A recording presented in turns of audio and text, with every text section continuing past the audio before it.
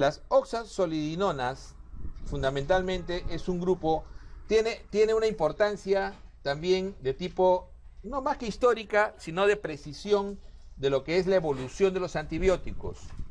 Desde el año 68, 1968, cuando ustedes todavía no nacían, fue el último año en que se sintetizó una nueva familia de antibióticos, que fue el trimetoprim. Después del 68 hasta el año 2000 no hubo familias nuevas, o sea, había nuevos antibióticos de las mismas familias viejas, pero no hubo familias nuevas hasta el año 2000. En el año 2000 se aprueba el primer medicamento de una nueva familia, que es las oxazolidinonas, fundamentalmente el linezolid. Linezolid abre la puerta a nuevas familias de antibióticos, ¿ok? Dentro de la investigación de lo que es antibiótico-terapia. Entonces el interés del linezolid y de otros que vamos a ver es fundamentalmente infecciones resistentes por gram positivos. Básicamente porque aparece la emergencia de estafilococo resistente, de enterococo resistente en los hospitales, y ahí viene el interés el gran interés de la investigación, como que esa ecología del hospital ha cambiado. Por eso en algún momento decíamos, hoy en día ya son los gram positivos la primera causa de infecciones intrahospitalarias, los estafilos, y justamente eso ha cambiado los últimos 4 años. Ya en esa época la resistencia hacía pensar en eso, y fundamentalmente va dirigido a cocos gram positivos, especialmente estafilococo, incluso meticilino resistente, va hacia enterococo, el más importante, el enterococo vancomicino resistente, fundamentalmente, ¿no? Tiene alguna actividad importante contra Mycobacteria tuberculosa y está dentro del grupo de fármacos probables, ¿no? El grupo 5, no de música, en el grupo 5 de esos fármacos con actividad probable sobre Mycobacteria tuberculosa, ¿ok? Entonces eso es importante, está linezolid también ahí. Linezolid es un bacteriostático, ese es su defecto, es un bacteriostático, también igual actúa inhibiendo la síntesis de proteínas a nivel de la subunidad 50S, y tiene la característica de que tiene un mecanismo raro, pero tiene un mecanismo de todas maneras de resistencia. Hoy en día ya hay resistencia al linezolid, fundamentalmente mediado por mutación en el sitio de unión. Básicamente Staphylococcus aureus y enterococo. Recuerden que el enterococo, no se vayan a confundir con las enterobacterias. Enterobacteria es gram negativo, son toda una familia. Enterococo es un gram positivo. Antiguamente llamado Streptococcus fecalis, hoy en día llamado Enterococcus fecalis, y su pariente más fregado su primo es el Enterococcus faecium, que es el que tiene más resistencia a vancomicina, que son los dos grandes asesinos de cirugías abdominales. Los que van a ser cirujanos van a odiar al enterococo, esos son los que malogran. Generalmente el paciente hace fiebre, y generalmente uno tiene que agregar vancomicina sobre esos pacientes, y cuando es faecium, el enterococo suele ser resistente a vancomicina, y ahí está para nosotros la gran utilidad del linezolid en el enterococo vancomicino resistente. Entonces, enterococo por faecium o fecalis resistente a vancomicina, estafilometicilino y algunos también, y también el neumococo resistente a vancomicina. Recordemos que la resistencia de neumococo, cuando es resistencia a peni, ya es resistente a todo el grupo, a ceftriaxona, a carbapenems, a todos. Y cuando efectivamente el neumococo es resistente, ustedes le ponen ¿cuál es la elección para un neumococo resistente? Nunca vayan a marcar ceftriaxona, ni carbapenem, ni nada por el estilo. Es banco, ¿ok? Es un gram, acuérdense que neumococo, la trampa es que neumococo es gram positivo. Y cuando hace resistencia a penicilina, ya lo que tiene, el siguiente paso es banco. Es igual que el estafilo, va a banco. De frente va a vancomicina. Y cuando se hace resistente a vancomicina, el neumococo que ya apareció, linezolid. ¿Ok? Linezolid. Pero eso todavía no lo tenemos. Pero sí tenemos resistencia a banco. ¿Ok? Perdón, a peni. Entonces ahí tenemos que usar banco. Entonces en neumococo, cuando hace resistencia a penicilina, que eso se monitorea en otras partes por zonas, uno va a banco. Y cuando hace resistencia a banco, uno va al Linesolid. ¿Ok? Este es un antigram positivo, cuyo gran defecto es ser bacteriostático. En la farmacocinética es interesante porque tiene 100% de biodisponibilidad tanto parenteral como oral. Es de esos medicamentos que tienen 100% de biodisponibilidad tanto oral como parenteral. Por eso es que van a ver que la dosis, ¿cuándo se dan cuenta ustedes que es 100% la biodisponibilidad oral? Cuando la dosis oral es igual que la parenteral. ¿Se dan cuenta? Entonces, cuando les pongan un ejercicio, si ustedes le dicen que la biodisponibilidad es 50%, ustedes tienen que duplicar la dosis oral. ¿Se entendió? Porque la vía parenteral siempre es 100%, ¿no es cierto? Si ustedes le dicen que por vía oral ese medicamento X es 50%, entonces tienen que duplicar la dosis parenteral para que sea igual. Le pusimos un ejemplo, ¿no es cierto? ¿Se acuerdan? Ranitidina es 150 miligramos parenteral y es 50% la biodisponibilidad oral. Por lo tanto, ¿cuánto se usa? 300. Por eso que se usa ranitidina 300 por vía oral. En cambio acá es 600 miligramos cada 12, sea oral o parenteral. Acá la dosis de Linesolid es 600 miligramos cada 12, sea oral o parenteral. Claro que es carísimo, es carísimo. O sea, es muy, muy caro. Es un medicamento muy, muy caro. ¿Ok? Entonces, pero bastante útil para esas indicaciones que hemos puesto. Entonces, muy buena farmacocinética, no necesita ajuste de dosis renal, eso es otro importante. O sea, tiene una excreción fundamentalmente biliar, por lo tanto no ajuste renal. Otra ventaja, eso le da una ventaja sobre vancomicina en pacientes que tienen daño renal pero todavía no están en diálisis. Y donde uno quizás no quiere utilizar vancomicina. Ahí sí podríamos reemplazar, ¿no? Si uno no quiere usar vancomicina en un paciente con daño renal, ¿cuál sería la alternativa? El reemplazo es Linesolid. ¿Ok? Esa es una indicación intermedia, ¿no? Pero que se suele hacer, o a veces se suele justificar. Tiene metabolismo hepático, pero no es alterado por la citocromo P450. No es interferido por la citocromo. Tiene un metabolismo hepático, pero no es interferido por el citocromo P450. Eso también es importante. Entre efectos adversos importantes tiene la trombocitopenia, básicamente cefalea y vómitos. Tiene pocos efectos realmente, efectos adversos. Y en realidad el más común son los gastrointestinales, ¿no? Producen náuseas y vómitos, fundamentalmente en el pasaje del medicamento, ¿no? Y puede producir a veces trombocitopenia, incluso puede haber en algunos pacientes mielosupresión. En algunos pacientes pueden tener mielosupresión. Ese es respecto a este grupo, que básicamente tenemos Linesolid. Ya en el mundo hay Ravesolid, pero eso todavía no está un poco lejos. Tenemos Linesolid en el país. Las streptograminas es el otro grupo bactericida interesante de todo lo que estábamos viendo, ¿se acuerdan? Les decía, vamos a ver los inhibidores de la síntesis de proteínas que actúan a nivel 30S y 50S. Entonces, el bactericida 30S es aminoglucósidos. El bactericida 50S, ¿quién es? Streptograminas. Este sí es bactericida. Pero es un bactericida por la combinación. O sea, es la combinación de quinupristina y dalfopristina. La quinupristina y dalfopristina nunca se han usado separados. ¿Ok? Siempre se usaron juntos. Y siendo ambos bacteriostáticos, o sea, este es bacteriostático y este también es bacteriostático. Pero sinérgicamente ambos se vuelven bactericidas.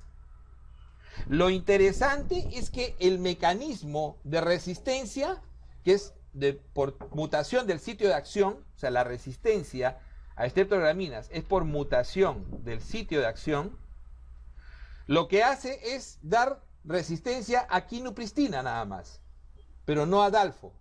¿Ok? Le da resistencia a quinu, pero no a dalfo. Y dice, ¿y qué interesa eso? Que no pierde acción, lo que pierde es ser bactericida. Cuando se ejerce resistencia sobre este medicamento, quinupristin, dalfopristin, se conoce en todo el mundo como Sinercit. O sea, en todo el mundo, incluso en estudios, como Sinercit. ¿no? Este medicamento en conjunto lo conocen en todo el mundo como Sinercid, quinupristin, dalfopristin. Cuando hay resistencia, se pierde actividad de quinupristina, pero mantiene la de dalfo y eso le sigue dando actividad bacteriostática. O sea, pierde actividad bactericida, pero no pierde actividad bacteriostática. Por lo menos sigue actuando como bacteriostático. Y eso es interesante, muy interesante en este efecto, ¿no? En este efecto de las streptograminas, ¿ok? Entonces, es el efecto básicamente. Este es uno de los mejores ejemplos, pero no el primero, ¿eh? Acuérdense que el primer ejemplo de dos bacteriostáticos que se hacen bactericidas es trimetoprim sulfametosazol, que lo vamos a ver después, ¿ok? Que lo vamos a ver después. Entonces, streptograminas es netamente un antigram positivo, al igual que las oxolidinonas, ¿no? Fueron diseñados fundamentalmente para esta emergencia de gram positivo resistente y es muy activo contra Enterococo fecalis y faecium, ¿no? Inclusive resistente a vancomicina, aureus, epidermis, o sea, su actividad es fundamentalmente ¿para quiénes? Estafilococo aureus, meticilino resistente. Estafilococo aureus, meticilino resistente, fundamentalmente, ¿no?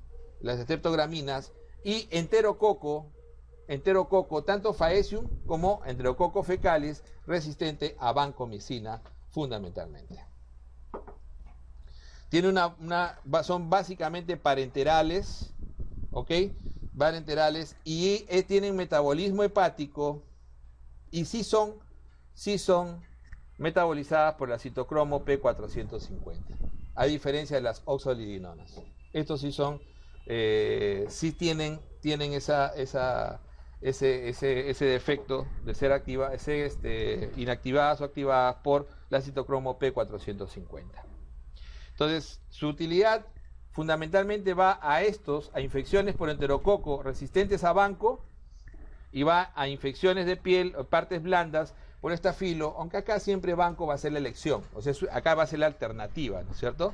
Como ustedes están viendo, a veces son alternativas, porque vanco siempre va a ser la elección, porque es bactericida, ¿no? Y porque además de eso es de mucho menor costo. Pero en el caso de la resistencia a vancomicina, esta es una alternativa, ¿no? El Sinercid. Efecto adverso de streptograminas, hay un síndrome propio, así como habíamos visto esa hipertensión endocraniana benigna, ¿no? Que se ve en estos, ¿cómo se llama?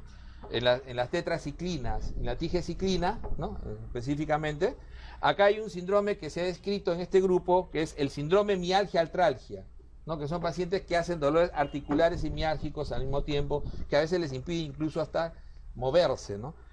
Entonces, síndrome mialgia-artralgia es una característica que uno tiene que tener. Acuérdense que estas cosas raras, que a pesar de que su incidencia es baja, siempre son motivo de pregunta. O sea, hay que tener en cuenta cuál sería el efecto característico de este grupo, el síndrome mialgia-artralgia fundamentalmente, ¿ya? Y también pueden producir QT largo. Es la otra característica de las streptograminas. O sea, en este momento, si uno busca streptograminas en el país, no encuentra. Fluoroquinolonas. Fluoroquinolonas es un grupo excelente, un excelente grupo. Las fluoroquinolonas, ¿no? Las fluoroquinolonas son el otro gran grupo de antibióticos concentración dependientes, ¿no es cierto? Concentración dependientes. Entonces, este es el otro grupo interesante de medicamentos concentración dependientes. Entonces, las fluoroquinolonas, hay que verlas por generaciones, y las generaciones son interesantes. La primera generación, fundamentalmente, tiene actividad en orina, solamente en orina. Y hoy en día es básicamente un antiséptico urinario. Esa es la indicación. El ácido nalidíxico, que es la primera generación, el ácido nalidíxico, básicamente hoy en día es un antiséptico urinario, fundamentalmente antiséptico urinario. Por la segunda generación ya tiene más actividad contra bacilos gram negativos aerobios, ¿no? Contra los gram negativos clásicos, o sea, más actividad sobre enterobacterias. De ellas, el norfloxacino, el norflo hoy en día no está en retirada, pero se usa cada vez menos y fundamentalmente se usa como medicamento profiláctico de infecciones por enterobacterias en peritonitis bacteriana espontánea, básicamente. ¿Ok? Se usa más que todo ahí. Pero la cipro, en la segunda generación, es hoy en día el medicamento más activo que tenemos en enterobacterias. ¿Por qué? Porque tiene una característica, es anti-pseudomonas. Entonces, es anti-pseudomonas. Entonces, la cipro es el único oral anti-pseudomonas. No se olviden, es el único oral anti-pseudomonas. No lo han preguntado todavía en el país, lo han preguntado en otros sitios. Veamos si lo preguntan y ustedes la chuntan, ¿no? Entonces, es el único. Cuando uno usa anti-pseudomonas, ceftazidima, cefepime, carbapenem, aminoglucósidos, todos son parenterales. Cuando uno lo quiere pasar oral, la única opción es cipro. La única opción es cipro. ¿Ok? Esa es la gran ventaja. Entonces, no solamente cipro tiene alta actividad anti-pseudomonas, sino que hoy en día todas las infecciones, por eso que aminoglucósidos casi han caído en desuso, hoy en día casi todas las infecciones pseudomónicas intrahospitalarias, ustedes se van a dar cuenta cuando ingresen el próximo año que a todo le ponemos cipro, más cipro, cefepime más cipro, o sea, mero más cipro, IMI más cipro, porque ya está así estandarizado. Los estudios han demostrado que eso disminuye fracaso contra pseudomonas. O sea, su actividad de pseudomonas es muy buena, además de contra otras enterobacterias, como ya vamos a ver, ¿no? ¿Qué le suma la tercera generación? ¿Por qué hay una tercera generación? La tercera generación viene de un fármaco de segunda, que era ofloxacino. El oflo se convierte, le hacen el famoso cambio, ¿no? Rotación de radical a la izquierda y lo convierten en levofloxacino. Es un levo del ofloxacino. Entonces, pero en ese cambio, ¿qué le aumentó? Actividad contra gram positivos, fundamentalmente neumococo. Y le aumentó también actividad contra atípicos. Por lo tanto, se convirtió levo, se convirtió en un antibiótico respiratorio netamente. O sea, ahí se abre la puerta de las quinolonas respiratorias. Sí. Es que hay una diferencia abismal. O sea, si la infección es digamos, sin riesgo, claro, vas a usar siempre acitro. Pero la levo ya tú subes el escalón al bactericida. Esa es otra cosa. O sea, estamos cambiando de bacteriostático a bactericida. Y la ventaja que tiene la levo es, no solamente va a tener mayor efectividad en pacientes que se comprometen por ser bactericida, sino que tiene mayor actividad también sobre neumococo y gram negativos. Otros gram negativos. ¿Qué otros gram negativos? ¿Qué gram negativos quieres cubrir en vía respiratoria? Hemófilus y Gardnerella. Perdón, Hemófilus y Moraxella, básicamente. O sea, lo que cubres, además de neumococo, en vía respiratoria hay que cubrir gram negativos, que son Hemófilus y Moraxella. Además de que te va a cubrir muy bien otras posibilidades, a veces, como Klebsiella, que también puede producir, ¿no?, neumonía clásica, ¿no? Neumonía redondeada, Klebsiella. Neumonía redondeada, ¿qué sospecha usted? Klebsiella, neumonía. Neumonía con esputo rojo, tipo sangre, pero no es sangrado, Serratia. Entonces hay cosas así. Todos son gram negativos. Ahí te va a tener esa ventaja. O sea, siempre los fluoroquinolonas te van a dar esa ventaja. ¿Ok?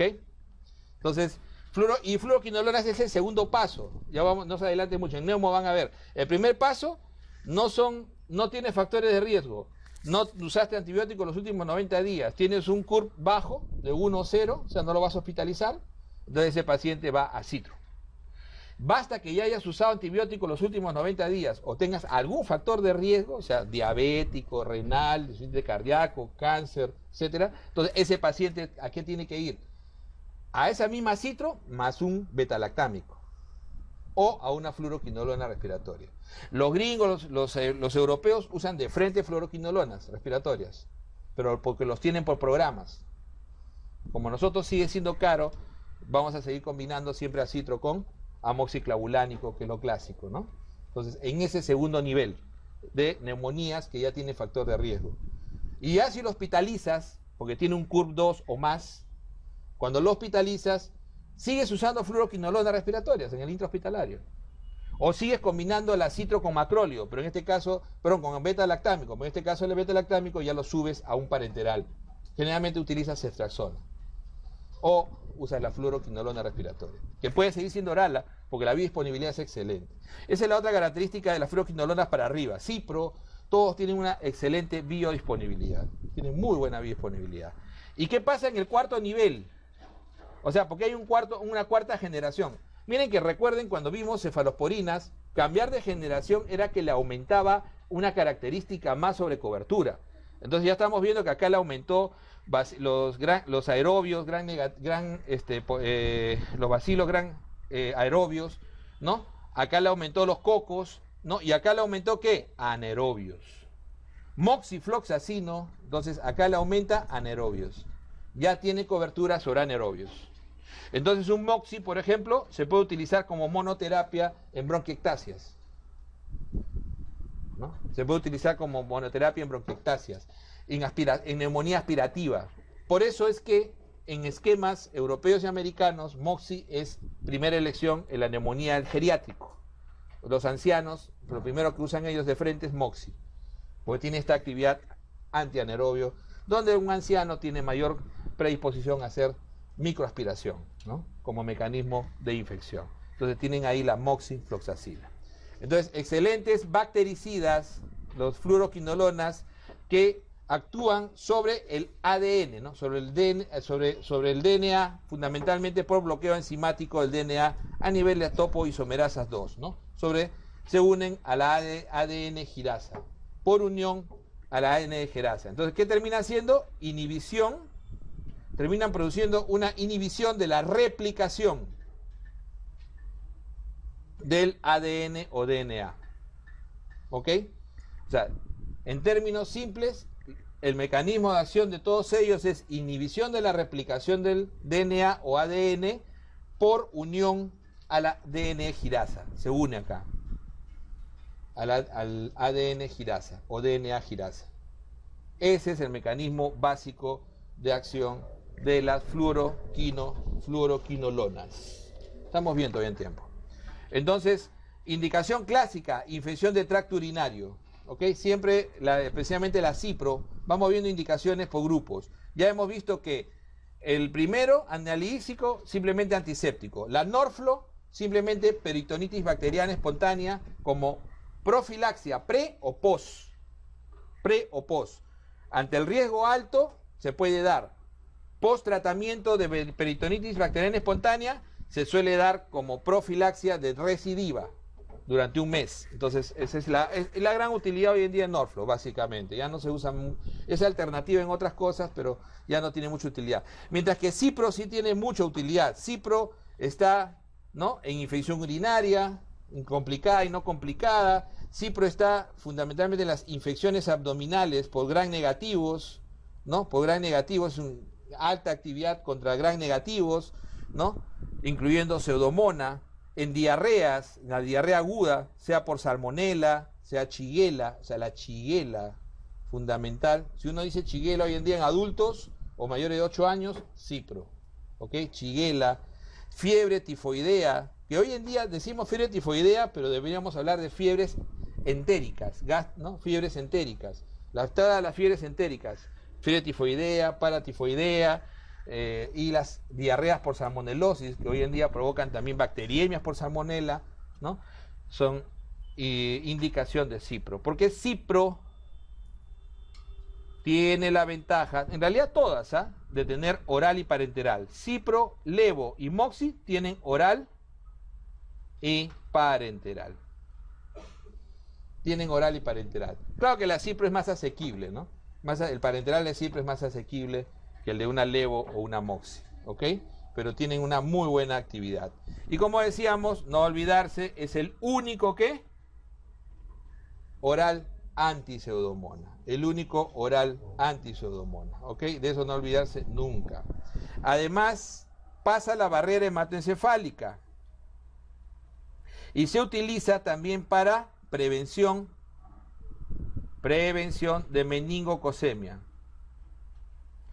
Es más, es el medicamento de prevención en dosis única recomendado por el MINSA, ¿no? Para cipro, para meningococcemia. Obviamente en adultos, ¿no?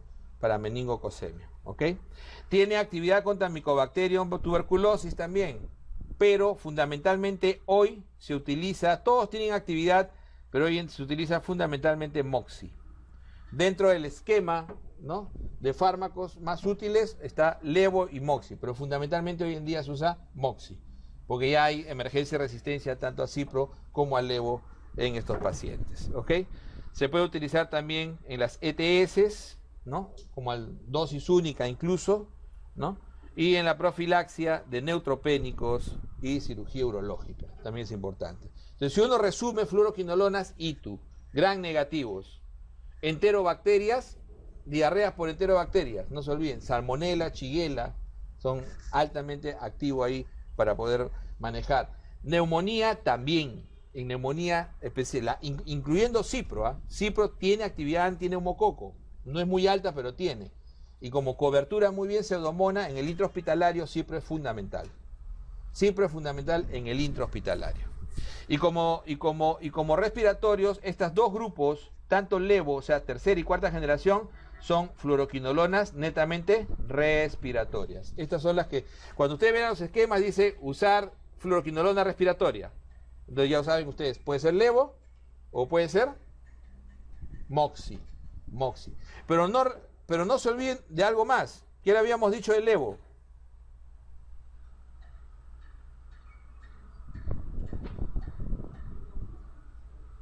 La elección en Legionela. Pregunta de exámenes fuera del país. Eso lo van a preguntar de todas maneras, ¿eh? ¿Y por qué? Porque ha habido estudios últimos, ¿no?, que demuestran que Legionela ha superado a otros atípicos. Es el número 3. Si uno pone en los atípicos, cuando revisemos neumo, Mycoplasma, Clamidia pneumoniae, Legionela. Ahora está Legionela como tercero. Entonces ahí está nomás Legionela, incrementándose cada vez más. Entonces, Legionela, obviamente podemos utilizar a citro, incluso hasta doxi, ¿no?, como alternativa, pero hoy en día la elección es Levo. Levo es la elección en Legionela. Entonces eso también otra que tiene que tener clarísimo para llevárselo ante la posibilidad, ¿no?, de una pregunta que sugiera Legionela. ¿Cuál va a ser la elección? Levofloxacino, LL, ¿no es cierto? Legionela, Levo. Ok. Sulfas. Las sulfas podrían ser, como dicen algunos, más útiles de lo que son, ¿no? Podrían ser más útiles de lo que son, pero también son medicamentos que se han utilizado en programas en forma muy extensa. O sea, hay patrones de resistencia bastante altos. Y aquí no sucede lo que sucede con la quinupristin, dalfopristin, donde la resistencia se ejerce a veces a solamente uno de ellos. La sulfa, fundamentalmente, la actividad de sulfas va alrededor del cotrimoxazol. Cotrimoxazol, que es el nombre que se le da a la combinación de trimetoprim, sulfametoxazol, ¿no es cierto? Trimetoprim, sulfametoxazol, que está en una relación 5-1. Una relación 5-1. ¿Se acuerdan que en algún momento habíamos visto amoxiclavulánico y decíamos también tiene una relación exacta, ¿no? 7-1, 4-1, ¿no? 7-1 la de 1 gramo, 875, 125, 4-1 la clásica, 500, 125, ¿no es cierto? 7-1, 4. Esta tiene una relación fija, 5-1, ¿ok?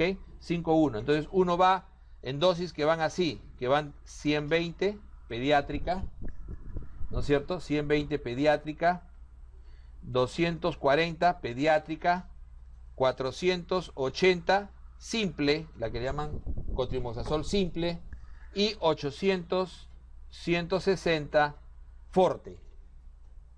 ¿Ok? La forte es 800, 160. ¿Ok?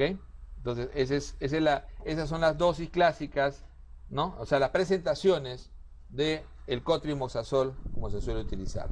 Entonces, es una sulfa. Las sulfas tienen una actividad fundamentalmente inhibiendo el para-aminobenzoico, el PABA, ¿no? Y entonces fundamentalmente interfieren o antagonizan el PABA, ¿no? Evitando o bloqueando, ¿no?, el metabolismo del ácido fólico a nivel bacteriano. Este mecanismo de bloqueo del PABA es un mecanismo que funciona solamente en las células procariotas, ¿no? Porque si funcionara en las células eucariotas produciría también una anemia siempre, o sea, produciría siempre bloqueo del ácido fólico también a nivel del huésped, ¿no? Entonces, esto es básicamente acción sobre la bacteria. Entonces, su mecanismo de acción sobre el metabolismo del ácido fólico, ¿no?, antagonizando el para-aminobenzoico o el PABA, ¿ok? Entonces, tiene muy buena acción contra gram positivos, contra gram negativos, ¿no? Existen los tipos por vida, pero fundamentalmente tenemos que echarle el ojo al cotri, como decíamos, al cotrimoxazol. El cotrimoxazol tiene por farmacocinética, puede ser oral y parenteral. Y la dosis va entre 8 a 10 miligramos por kilo de peso, ¿no?, en relación a, fundamentalmente, al trimetoprim. O sea, por kilo de peso va en relación al trimetoprim. Entonces, tiene excelente, se usa oral o parenteral. El parenteral generalmente se utiliza fundamentalmente, y es primera elección, del PCP, que es la neumonía por Pneumocystis jirovecii, que es la primera elección. No solamente es tratamiento, sino también es prevención. O sea, el cotrimoxazol en Pneumocystis jirovecii es tratamiento y profilaxia al mismo tiempo, ¿ok? Hace tratamiento y profilaxia. ¿Cuándo se hace profilaxia? Cuando tienes un CD4 menor o igual a 200, ¿ok? Cuando tienes un CD4 menor o igual a 200, el paciente con VIH recibe profilaxia con cotrimoxazol. Y cuando tienes tratamiento, cuando tienes ya neumonía por PCP, el tratamiento es parenteral con cotrimoxazol. Entonces es el medicamento de elección. O sea, hay alternativas, ¿no? Clindamicina, pirimetamina, pero estos son alternativas que no tienen la misma efectividad que usar cotrimoxazol endovenoso. Y oral, como decíamos, hay varias indicaciones, fundamentalmente, como decíamos, ¿no?, por su espectro se puede utilizar en infecciones urinarias como alternativa, ¿no? Fundamentalmente como alternativa. También es alternativa en infecciones de piel por cocos gram positivos, porque tiene actividad contra estafilococo y estreptococo, ¿no? También es una alternativa. Otra alternativa interesante es en Brucela. Como ven, no es más como alternativa. O sea, indicación primera es PCP, pero como alternativa está en piel, como alternativa está en ITU, como alternativa está en Brucela, reemplazando ¿a quién? A Doxy. Cuando tienes un paciente con Brucela que tiene contraindicación para usar tetra o no tolera la tetra por algún motivo, lo tienes que reemplazar con cotrimoxazol. Entonces reemplazas la Doxy con cotrimoxazol, ¿ok? Eso en Brucela, ¿ok? Entonces, las indicaciones hoy en día más importantes están alrededor de hongos. PCP, que es Pneumocystis jirovecii, ¿no es cierto?, neumonía, y paracoccidiomicosis, paracoccidiosis.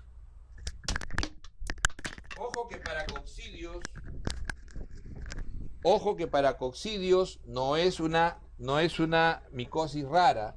O sea, en nuestro país tiene alta frecuencia a nivel fundamentalmente de ceja, selva y selva, Pucallpa, toda esa zona, vienen los pacientes con paracoccidiomicosis, ¿no? Entonces, en la paracoccidio diseminada, ¿no?, la elección es también cotrimoxazol. En todas las demás indicaciones, cotri es alternativa. En ITU es alternativa, como decíamos, si es sensible. En Brucela reemplaza. En infecciones de piel es alternativa cuando hay alergia a las penicilinas. Y fundamentalmente en ese sentido, utilizarlo como un bactericida, que es la suma de dos bacteriostáticos. Parecido a lo que sucede con las streptograminas, con el Sinercid, ¿no es cierto? O sea, dos bacteriostáticos sumados que se convierten en bactericida. Pero acá, en el mecanismo de resistencia, fundamentalmente, ¿cuál es el mecanismo de resistencia? El mecanismo de resistencia pasa, ustedes saben que ese bloqueo a la pava lo hace a través de el bloqueo de una enzima, que es la hidrofolato reductasa. Entonces, el mecanismo de resistencia es justamente mutación enzimática y produce otro tipo de hidrofolato reductasa. O sea, el mecanismo de resistencia es reemplazando la hidrofolato reductasa. Desde ahí ya se ejerce resistencia a ambos, tanto a trimethoprim como a sulfamethoxazol. O sea, es mutación enzimática. ¿Ok? Es el importante acá. En los efectos adversos, una de las características del cotrimoxazol es el rash, el exantema, incluso tipo Steven Johnson, que se puede ver que a veces puede ir incluso a la necrobiolisis en algunos pacientes. O sea, hay pacientes que hacen un exantema, acuérdense que este exantema tipo Steven Johnson es idiosincrático, es característica idiosincrática, ¿ok? Es mediado, es celular, es inmunológico celular, ¿no? Mediación celular. Entonces, Kernicterus también se puede ver cuando se utiliza en el tercer trimestre en la gestante, ¿no? Se puede ver Kernicterus, ¿no? En el neonato, cefalea, alucinaciones y en algunos casos, especialmente cuando se usa en forma crónica, se puede ver supresión de médula ósea, ¿no? Y anemia, ¿no? Se puede ver anemia plásica incluso en algunos pacientes, supresión de médula ósea y anemia plásica, ¿ok? La anemia hemolítica también se ve con cotrimoxazol, pero en aquellos que tienen deficiencia de 6-fosfato deshidrogenasa, básicamente. En aquellos que tienen deficiencia de 6-fosfato deshidrogenasa, pueden producir anemia hemolítica, como un efecto adverso importante que tiene que ser evaluado. Esto con respecto a las sulfas.